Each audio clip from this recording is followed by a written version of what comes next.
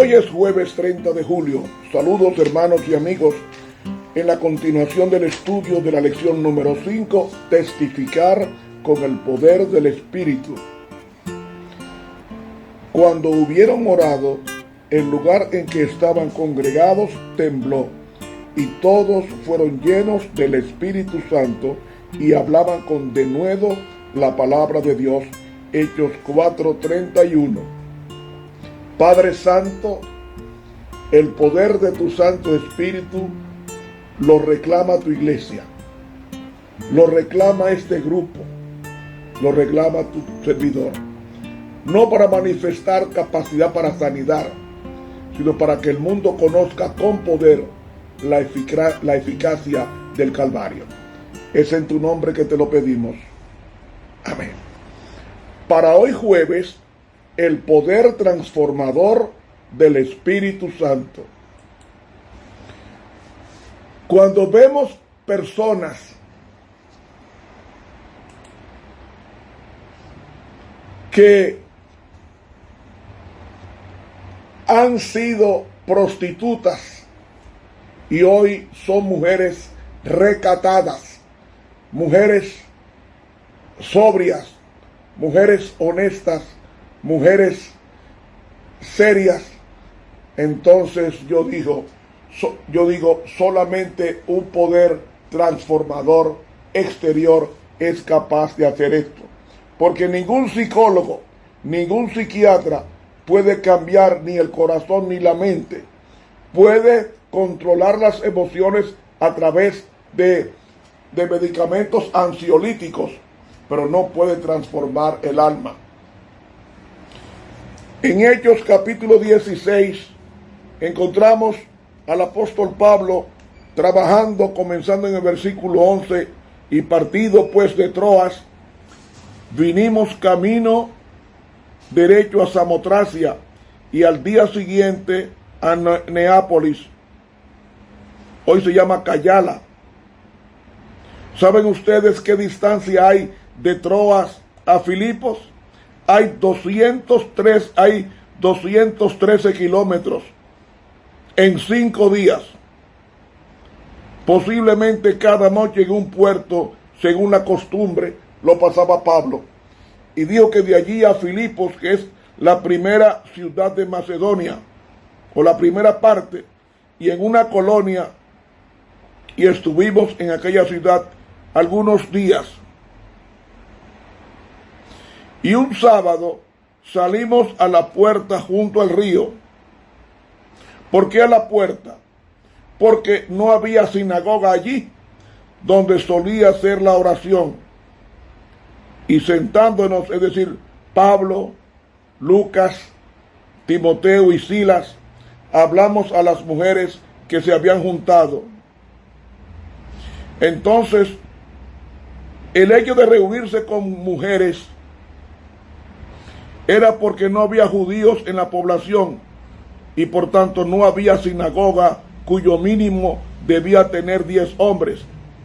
Y dice versículo 14, entonces una mujer llamada Lidia, una mujer rica, una mujer fina que vendía púrpura en la ciudad de Tiatira, temerosa de Dios, estaba oyendo, el corazón de la cual abrió el Señor para que estuviese atenta a lo que Pablo decía.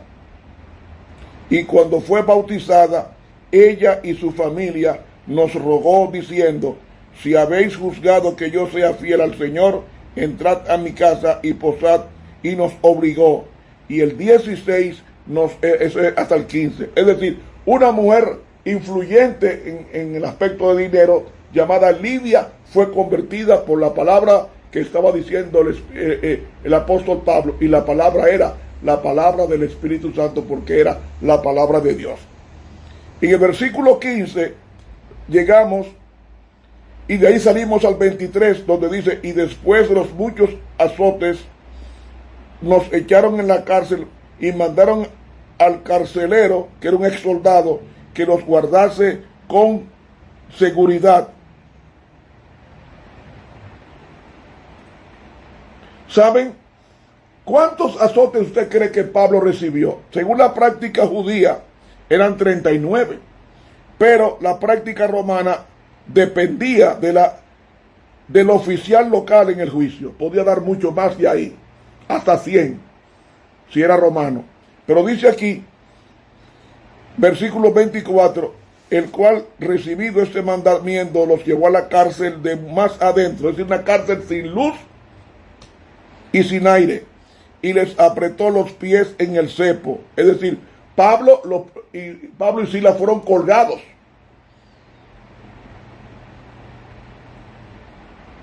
En posición agonizante, mas a medianoche, cuando estaban orando Pablo y Silas, dice, cantaban, en el griego dice, cantaban continuamente himnos a Dios, y los que estaban presos los atendían o los oían atentamente. ¿Saben una cosa? La pierna no siente la cadena cuando la mente está en los cielos, dijo Tertuliano. Y ellos, según vemos en la palabra de Dios, vemos que entonces fue hecho de repente un gran terremoto. ¿Y sabe quién produjo el terremoto? El libro Hechos de los Apóstoles, en la página 125, dice que fueron los ángeles quienes produjeron el terremoto en la cárcel de Filipos.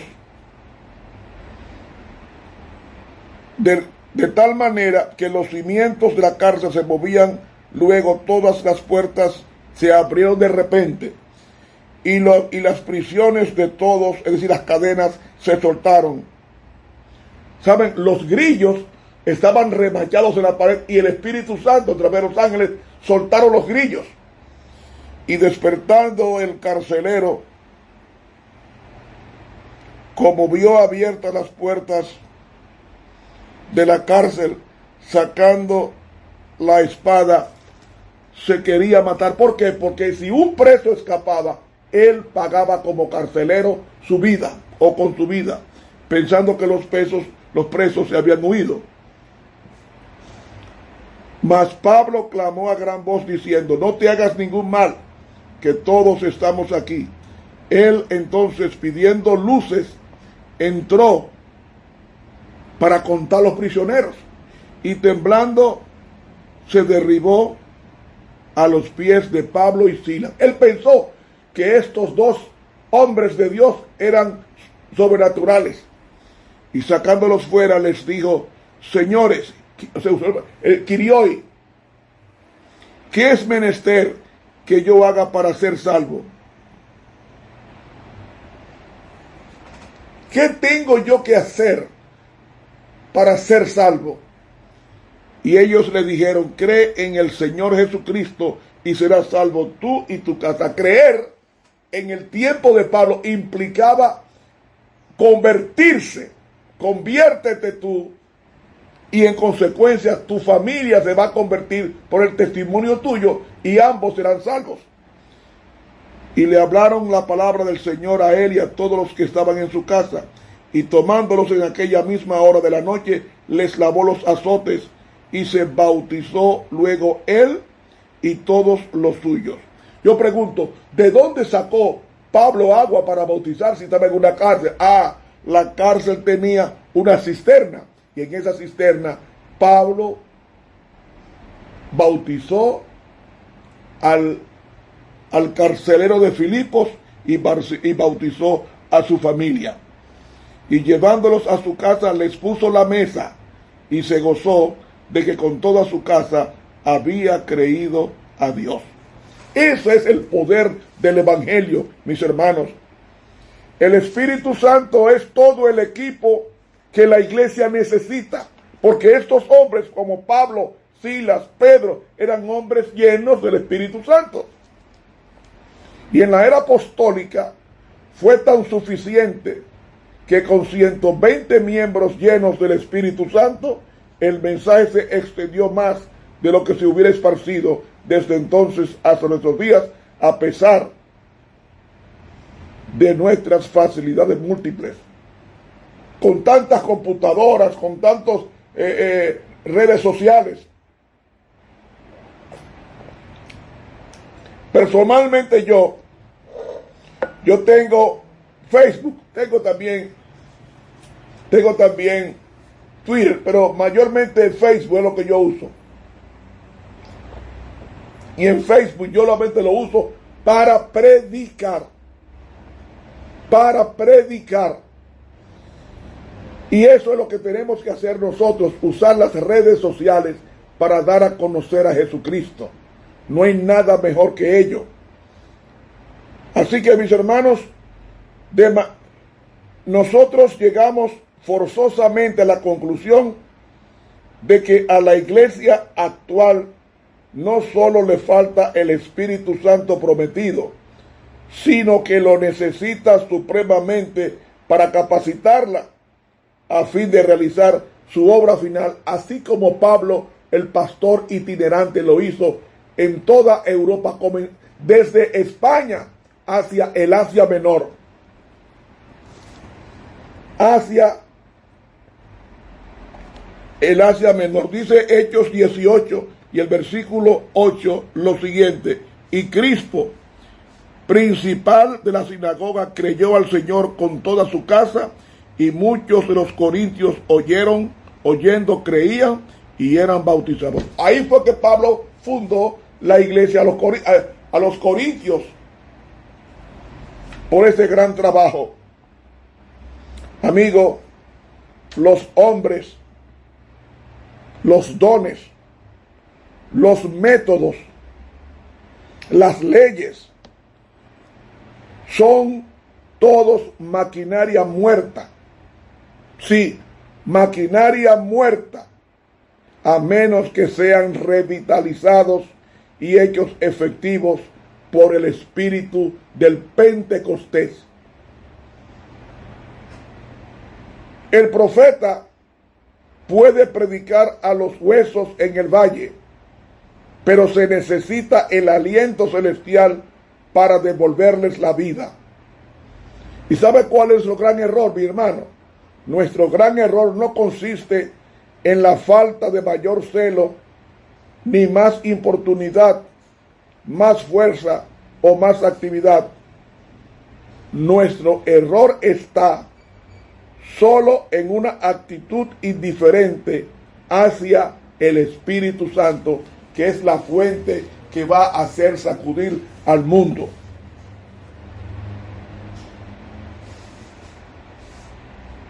Dice la sierva de Dios en el libro Hechos Históricos, ese libro no está en español, en la página 294, lo siguiente: estamos tratando de rendir un servicio aceptable casi sin tomar en cuenta el único poder mediante el cual este servicio se puede cumplir.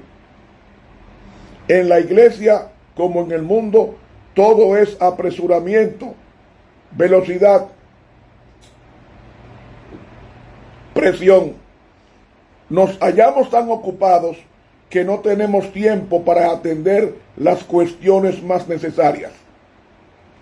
Nuestras manos están llenas, pero demasiado a menudo nuestros corazones se hallan vacíos.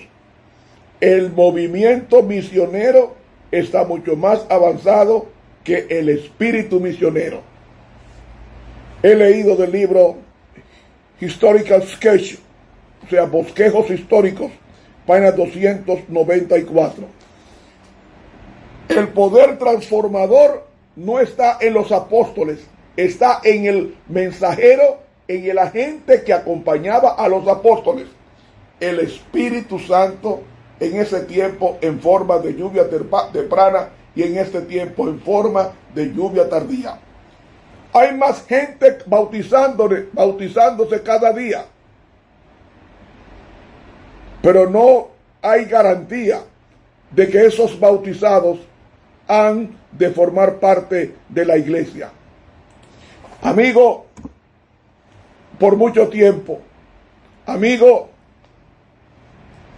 estamos tratando de rendir un servicio aceptable casi sin tomar en cuenta el único poder mediante el cual este servicio se puede cumplir.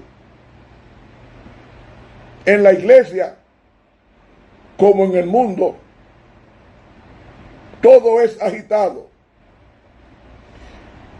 Si deploramos las limitaciones de nuestra actividad, no deberíamos preocuparnos mucho más de nuestra necesidad más profunda. La iglesia está al día. Posee una organización maravillosa. Disponemos de una maquinaria formidable. Nuestras ruedas están magníficamente ajustadas, pero nos falta el poder que acompañó a la iglesia apostólica. Y a pesar de todas nuestras facilidades, no poseemos el poder que debería caracterizar a la iglesia remanente. Estamos fracasando en nuestro conflicto con la mundanalidad, con la incredulidad, con la injusticia. Y mientras que la iglesia evangeliza al mundo, el mundo está secularizando a la iglesia, es decir, rebajando sus normas. De esta manera, nuestros esfuerzos son neutralizados. Hay ministros que echan mano de métodos mundanales que no son sino miserables sustitutos del poder celestial con el fin de llamar la atención de la gente.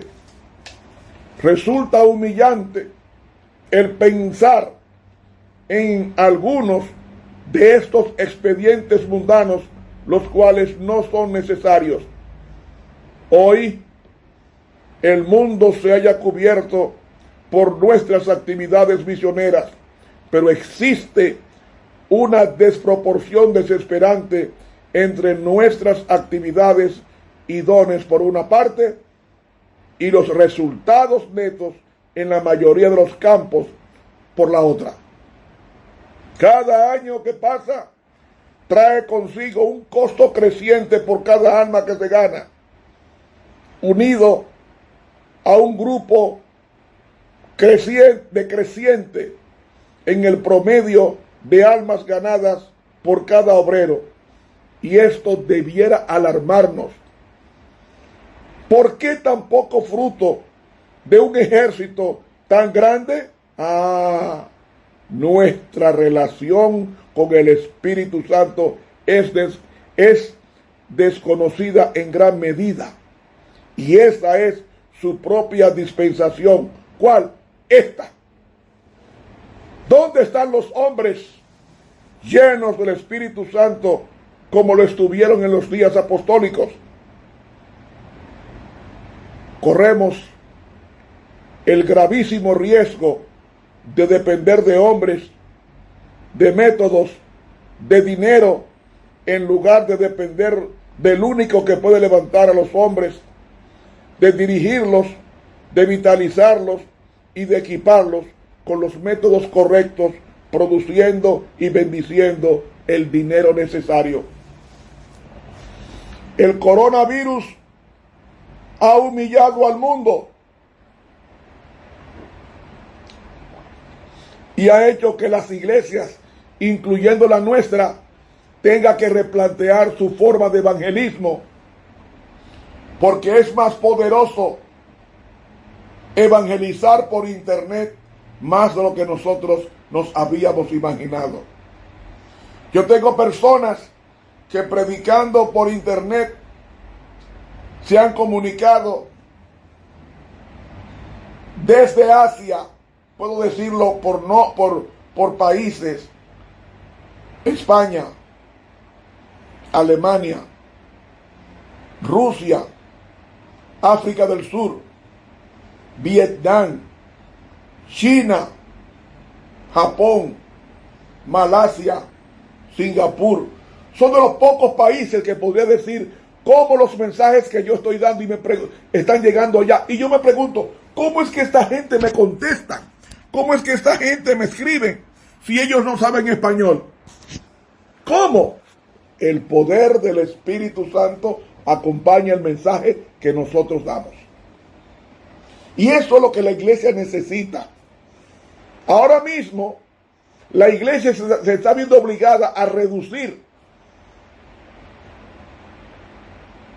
la lista ministerial, porque el diezmo y ofrenda se ha reducido drásticamente por el problema del coronavirus.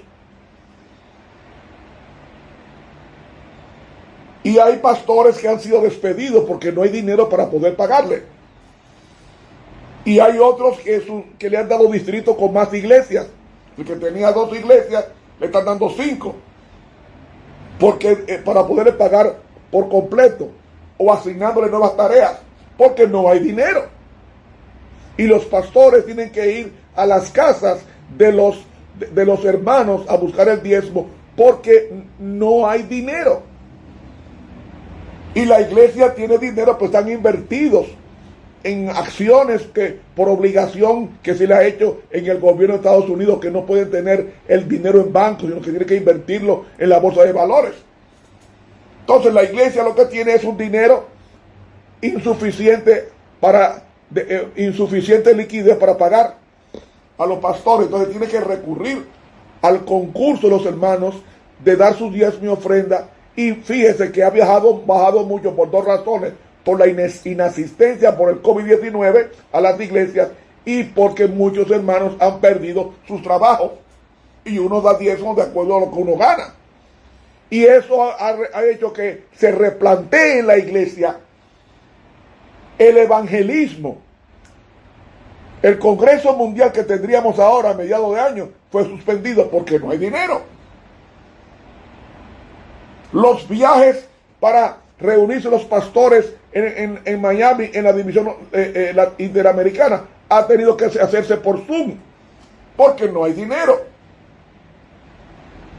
Y mis hermanos, esto nos está diciendo lo que le dijo Pedro al paralítico en la puerta La Hermosa, que eran 9 puertas que había. Le dijo Pedro al paralítico: yo no tengo ni plata ni oro, mas lo que tengo te doy. Levántate en el nombre de Cristo Jesús y anda.